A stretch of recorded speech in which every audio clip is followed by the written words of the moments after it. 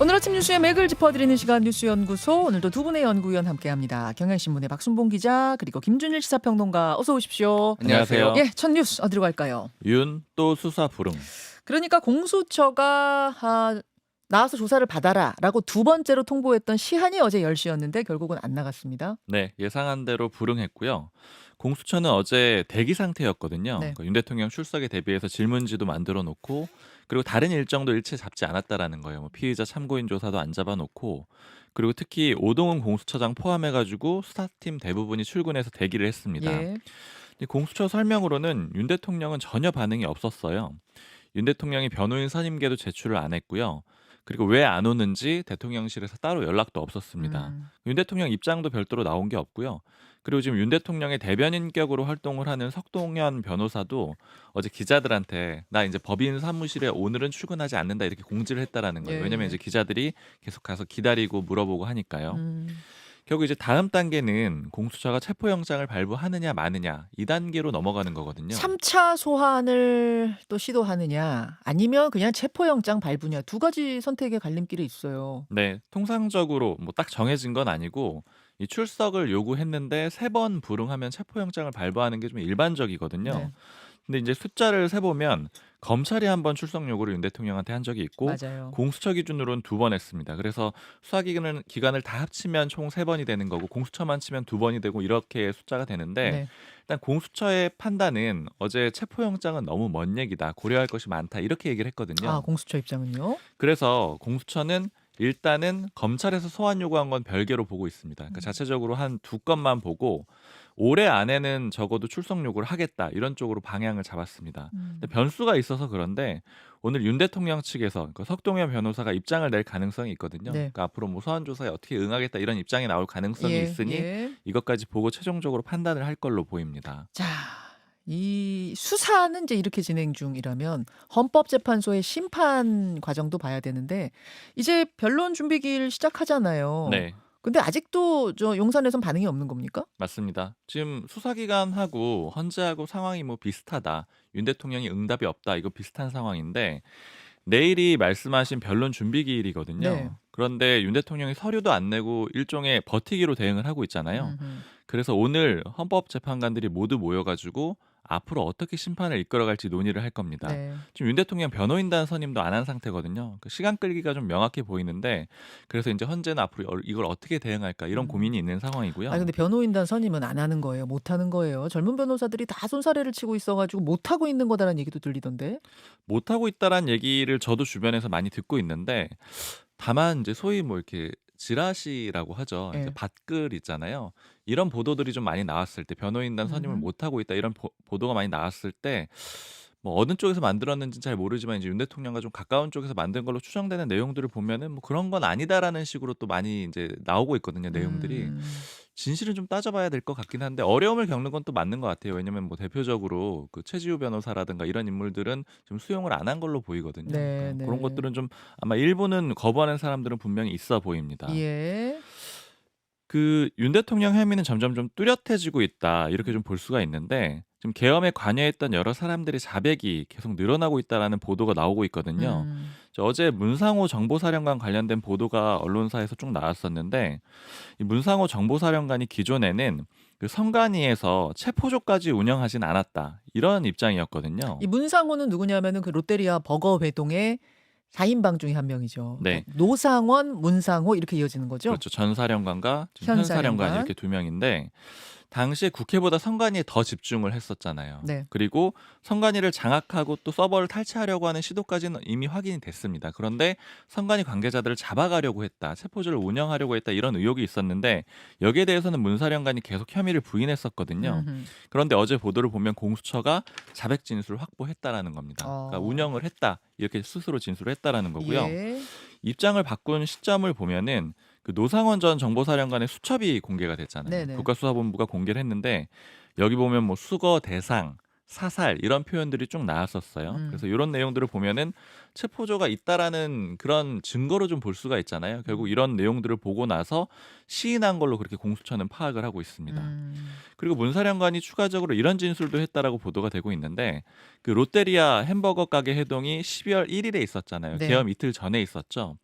그때 문사령관이 그 노상원 전 사령관한테 처음으로 계엄 가능성을 들었다. 음. 다음 주에 계엄을 할 수 있다. 이런 얘기를 들었다라고 진술을 했다라고 하는데 음음. 다만 이 진술에 대해서는 공수처는 좀 의심을 하고 있습니다. 그러니까 이틀 전에 했다라고 하면은 좀 굉장히 긴급하게 이뤄졌다라고 볼 수 있는 거잖아요. 그렇죠. 준비가 짧았고 갑작스럽게 이뤄졌다. 난 잘 몰랐다. 이런 취지로 보이는데 좀 다른 관련자들도 다 수사를 하고 있거든요. 네. 이 수사하는 내용들을 보면은 11월 달에 문사령관한테 이런 관련된 계엄 관련된 지시를 음. 받았다 이런 진술이 있기 때문에 이 부분은 더 음. 추가적으로 확인을 하고 있고요. 예. 그리고 또 공수처가 봤을 때는 이 문사령관 포함해서 정보사의 관계자들이 텔레그램을 대량으로 다 삭제를 한 그런 정황들이 있어요. 그래서 이것도 음.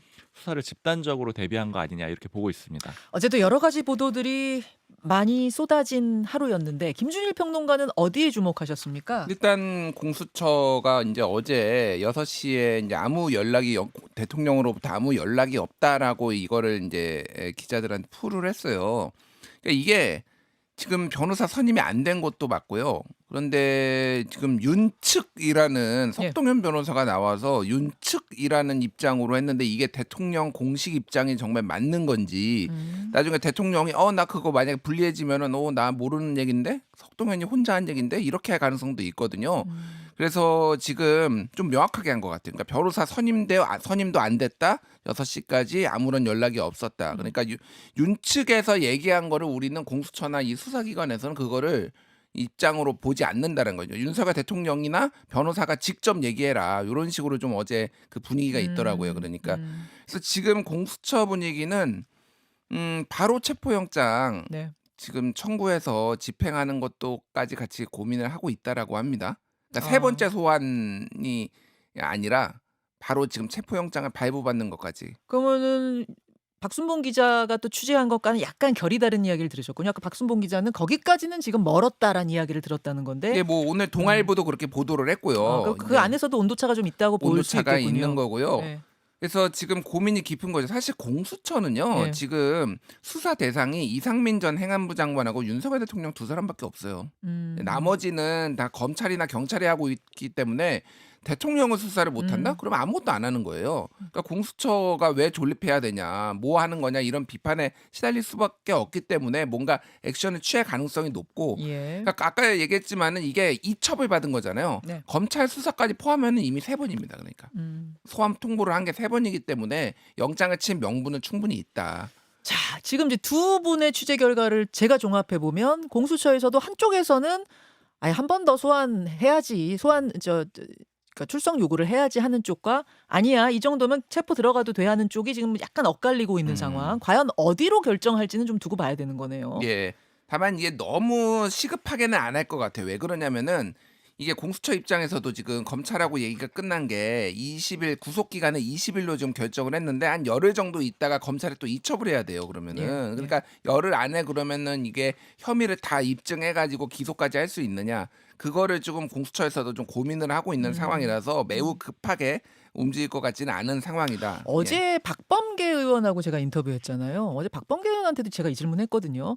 두 번째 소환에도 응하지 않으면은 그럼 바로 체포 들어가는 게 맞습니까? 어떻게 생각하세요? 그랬더니 박범계 의원은 이제 판사 출신이신데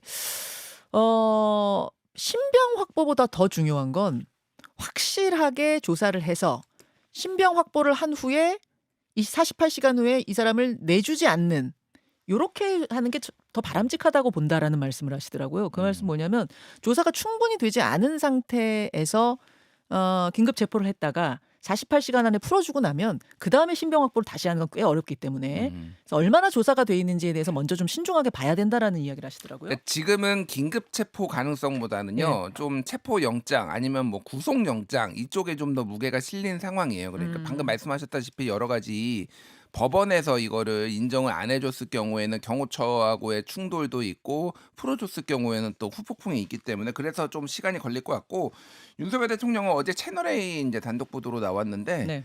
지금 입장을 낸다라는 거예요. 오늘 조만간. 낸다는 거죠? 예.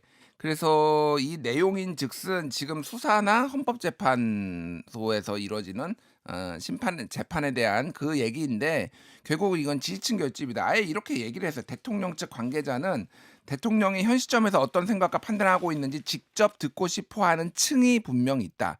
라고 얘기를 했거든요. 이거는 대통령 탄핵 반대하고 이를테면은 뭐 부정선거 음모론 믿는 이쪽에 계속 메시지를 낸다라는 거고 한 번이 아니라 지금 앞으로 계속 낸다라는 겁니다. 지금 일종의 SNS를 통해서 낸다는 지금은 거죠? SNS로 예, 알려져 있어요. 사실은 이제 예. 대통령 직무가 정지됐기 때문에 예. 브리핑룸을 쓸 수는 없고 뭐 예. 유튜브 영상 형식으로 뭐 낼 수도 있겠죠, 본인이. 그러니까 그건 모르겠습니다. 어쨌든 그럴 가능성이 있고 그래서 이게 이제 열흘 전까지 이제 시작했다라는 거고 네. 김용현 국방부 장관도 지금 28일이 지금 이제 구속 기한 만료예요. 그래서 지금 그거를 앞서서 김용현의 그 변호인단이 지금 오늘 지금 변호인단이 그 기자회견을 여는데 이게 논란이 됐던 게 단톡방을 만들어 가지고 SBS 그리고 종편들만 와라. 그리고 MBC, JTBC 등 몇 개 언론사들은 오지 마라. 왜곡 보도한다. 이렇게 주장을 해 가지고 이것 때문에 지금 좀 난리가 났거든요. 그래서 어제 이제 뭐 한국기자협회, 방송기자연합회 그리고 언론노조 등에서는 어떤 언론도 내란범에 입이 되어서는 안 된다라고 긴급 공동성명을 냈고요. 그래서 완전하게 김용현이 변호인단이 이렇게 취재 제한 조치하는 거는 문제가 많고 철회를 해야 되고 언론 자유를 완전히 보장하지 않으면은 이거를 보도를 거부해야 된다. 뭐 이런 얘기까지 나왔어요. 그래서 오늘 어떤 식으로 이게 진행이 될지 만약에 뭐 MBC하고 JTBC가 왔는데 그럼 나 우리 얘기 안 해. 뭐 이런 식으로 될지 아니면 뭐 그거 진행을 할지 뭐 알 수가 없는 지금 상황이에요. 제가 볼 때는 당연히 갈 것 같고, 예, 갈 것 같아요. 오지 말라고 했다고 안 갑니까? 예, 오지 말라고 할 이유도 없는 거고, 그래서 아마 제 생각엔 갈 것 같고, 가고 나서 어떤 일이 벌어질지 좀 지켜봐야 되겠군요. 이런 상황. 두 번째 이슈 넘어갑니다. 한덕수 탄핵 논란. 한덕수 권한대행 탄핵 이야기. 그러니까 시한으로 정한 게 오늘까지인 거예요? 민주당이 정한 시한이죠. 예. 오늘까지 헌법재판관을 임명하지 않으면은 탄핵하겠다 이렇게 압박을 하는 상태고요. 27일 그러니까 내일 탄핵안을 보고하고 즉시 처리하겠다라고 했으니까 아마 30일 본회의가 유력할 걸로 보입니다. 왜냐하면 보고한 다음에 24시간 이후 72시간 이내 이런 시간 제한이 있거든요. 네. 근데 이제 상황을 보면은 한덕수 대통령 권한대행은 좀 엇갈린 그 여야 사이에 끼어 있습니다. 그러니까 국민의힘 같은 경우에는 권한대행이 헌법재판관 임명을 할 권한이 없다라는 입장이고 네. 여기에 더해서 권영세 비대위원장이 어제 언론 인터뷰를 해가지고 헌법재판소의 권한쟁의 심판을 청구할 필요가 있다 이렇게 얘기를 했거든요. 헌법재판소로 가져가겠다 이 사안을. 법적으로 다퉈보겠다라는 건데 다만 이 주장은 약간 이제 앞부분 헌재에서 이미 내놓은 것과 좀 엇갈리는 게 헌재는 이미 할 수 있다 이런 입장을 내놓은 바는 있습니다. 그 사무처장이 국회에 나와서 답변했었죠. 네. 예. 그렇기 때문에 어쨌든 이 법적으로 다퉈보겠다라는 건 시간이 좀 더 끌릴 가능성이 있다라는 그런 의미가 되는 거고요. 예. 그리고 이제 이런 상황이다 보니까 원래는 오늘 여야정 협의체가 예정이 돼 있거든요. 예. 그런데 이 회의가 좀 제대로 원활하게 이루어지지 않을 걸로 좀 추정이 되는 게 지금 기본적으로 실무회의에서 잘 진척이 안 되고 있다라고 양측에서 얘기를 하고 있기도 하고요. 특히 이제 국민의힘 같은 경우에는 헌법재판관 임명이나 아니면 이제 특검법안에 대해서 이 협의체에서 좀 논의를 해보고 싶다라는 그런 입장인데 민주당 같은 경우에는 이런 내란에 관련된 얘기를 어떻게 뭐 협의를 할 대상이냐 이런 입장이거든요. 그러니까 입장차가 크기 때문에 이 회의도 좀 잘 안 될 걸로 보입니다. 만약 한덕수 권한대행이 헌법재판관들 임명 안 하면 그러면 이제 내일 본회의 또 잡혀 있거든요. 네. 민주당이 탄핵안을 보고하고 28일에 탄핵안을 이제 표결에 붙이겠다는 거잖아요. 그렇게 네, 날짜는 뭐 아직 확정은 안 확정은 됐지만요. 아닙니까? 27일 보고는 좀 유력해 보이고요. 그러면 가결 정족수를 어떻게 볼 것이냐. 총리 자격으로 탄핵하는 거야? 대통령 자격으로 탄핵하는 거야? 이 문제가 또 봉착하게 되거든요. 맞습니다. 이것도 지금 여야 입장은 완전 갈리고 있고. 완전 갈리고 국민의힘은 200석, 민주당은 151석, 201석, 151석 이렇게 갈린 건데 2분의 1, 3분의 2. 근데 국회의장이 결국 그 국회 내에서는 결정할 가능성이 높은데 우원식 의장은 총리 기준으로 그러니까 151석 기준으로 해야 된다는 입장을 이미 밝혔고요. 그럼 결국 이건 다시 한번 그 헌법재판소로 또 넘어가게 되겠죠. 거기서 다시 한번 이제 심판하는 그런 과정을 거치게 될 겁니다. 결국 또 한덕수 권한대행이 어떻게 할 거냐 이 부분이 좀 중요해지는데 네. 제가 어제 이거 내용들을 쭉 취재를 해보니까 네. 또 원론적인 얘기를 하고는 있는데 이제 기류가 있잖아요. 그래서 좀 요약을 해보면은 네. 크게 보면 두 가지입니다. 일단 첫 번째는 헌법재판관 임명보다는 특검 법안에 대한 입장을 정리하는 게 우선이다. 지금 민주당이 요구한 건 오늘까지 헌법재판관 임명해라 이거잖아요. 네네. 그런데 그것보다는 내년 1월 1일까지 기한으로 돼 있는 특검 법안에 대해서 입장 정리하는 게 우선이다라고 하는데 왜냐면은 그건 기한이 정해져 있고 헌법재판관 임명 기한이 정해져 있지 않기 때문에 이게 우선이다라는 거고요. 제가 정부 관계자 표현 들은 것 중에 하나는 이거예요. 민주당이 자신들의 요구를 따라서 무조건 결정해라. 여기에 대해서는 절대로 굽히지 않을 거다. 그러니까 그 시야는 민주당에 따라서 가지는 않을 거다. 우리가 정한 틀대로 가겠다. 이런 입장이 좀 네, 명확하고요. 네. 그리고 이 헌법재판관 임명에 대해서도 입장이 정치적 결단의 문제다 이런 식으로 얘기를 하고 있어요. 그러니까 법적으로 해석도 엇갈리고 때에 따라서 정치권도 다 판단이 다르지 않았느냐. 그러니까 정치권이 결정을 해줘야지 우리가 수용할 수 있다 이런 입장이고요. 특검 법안도 기존 입장이랑 비슷한데 위헌적인 요소를 국회에서 제거를 해줘야지 그 다음에 수용 여부를 결정할 수 있다. 지금 상태는 아예 수용할 수 없는 수준이다라고 이렇게 표현을 하고 있는데 결국 그 권한대행의 그런 역할, 네. 권한을 소극적으로 해석을 하고 있는데 문제는 앞서서 양곡관리법 포함해가지고 6개 법안에 대해서는 거부권 행사한 바가 있잖아요. 그래서 그렇죠. 좀 필요에 따라서 그 권한을 좀 능동적으로 혹은 수동적으로 해석하는 게 아니냐 이런 지적도 있습니다. 자, 한덕수 권한대행에게 모든 이목이 쏠려 있는 오늘 김준일 평론가는 어느 부분을 주목해서 보세요?